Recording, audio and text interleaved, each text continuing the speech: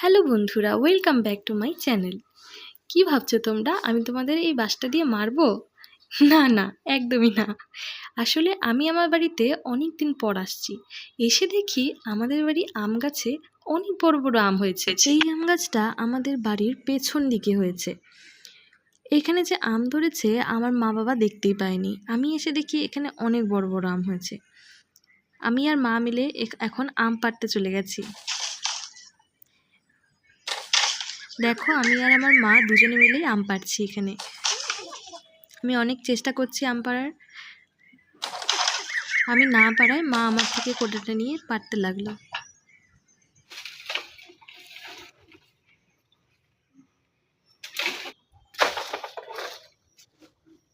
কি বড় বড় আম! আর 10 টাকার আম, 10 টাকার আম। क्या बोला तूने? আমার পাশের বাড়ির এই দিদি আম পাড়ার জন্য আম গাছে চড়ে দেখো এখন আম পাড়বে। গাছটা চালের উপরে হওয়াতে বেশিরভাগ আমগুলোই চালের উপরেই পড়ে। সব চালের উপরে পড়ে আমগুলো পেকে যায়। যেহেতু আমি আমের আচার বানাবো, তাই আমি দিদিকে বললাম যে আমাকে কয়েকটা কাঁচা আম পেড়ে দাও। কাঁচা আম পারো তো, আচার বানাবো।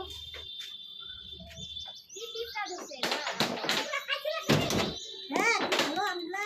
অত ভালো না, এখন যে গাছ টাকালে এগুলো বেশি ভালো। রূপার বাড়ির আম পাড়ে তোমার সাইজে দিয়ে রূপার বাড়িগুলো গাছ ঘুরে দিতে কাঁচা, ঘুরে দিতে মায়া তো আনতে তো পারবে না, তুই আমগুলো রে মানে করবি অত কাঁচা কাঁচা মিক্স করে ঘোরা খাই না, ভালো করে দিতে ছেড়ে দিবি। তারপরে লাউ দিবি, লাউ দিয়া ফ্রিজে ছেড়ে দিবি, 7 টাকা করে দিবি, 100 টাকা দিয়া এই করে খাবি তো ওরা খুব চাকরি খায়। মিষ্টি বানাইছিল ওর ভিতরে। আমের ঝিলি ফ্রিজ থাকলে আমিও করতাম। আমের ঝিলি তো? হ্যাঁ, ঝিলির মতো। ফ্রিজ থাকলে আমিও করতাম। ফ্রিজ থাকলে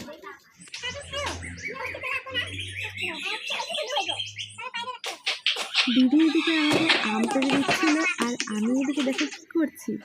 এদিকে আমি আম টুকিয়ে টুকিয়ে সংগ্রহ করে রাখছি।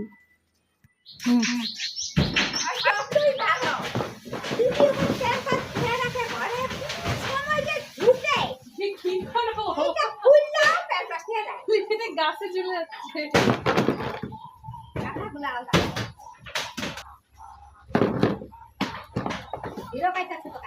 হ্যাঁ,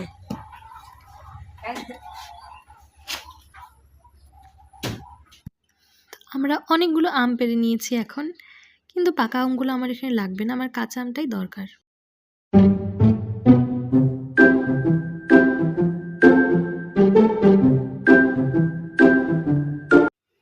সকাল সকাল ঘুম থেকে ওঠার পরই আমি এই আমগুলো নিয়ে বসে পড়েছি। এখন আমগুলোকে সুন্দর করে জলে ফ্রেশ করে ধুয়ে নিয়ে এখন এটাকে আমি কাটতে বসেছি।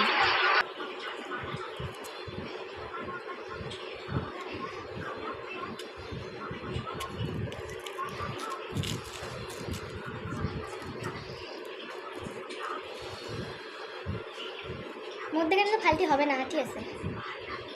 কি করবো?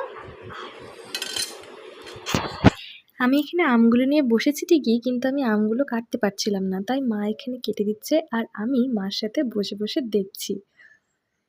তো ফাইনালি আমাদের আম কাটা হয়ে গেছে। দেখো, আমের আচার বানানোর জন্য আমাদের এখানে যা যা দরকার আমরা সব রেডি করে নিয়েছি। মশলা, গুড়, যতটুকু পরিমাণ গুড় দরকার আমি ততটুকু নিয়েছি। এখন প্রথমে আমরা আমটাকে এই তেলের মধ্যে ভেজে নিব। আমটাকে ভাজার পর আমরা দিয়ে দিচ্ছি এখানে গুড়। গুড়টাকে জাল দিয়ে আমরা গুড়ের মধ্যে এই আমটাকে দিয়ে দিলাম।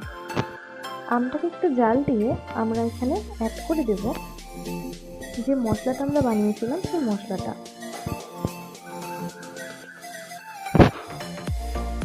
এবার আমরা মশলাটাকে এখানে একটু মিশিয়ে নিচ্ছি।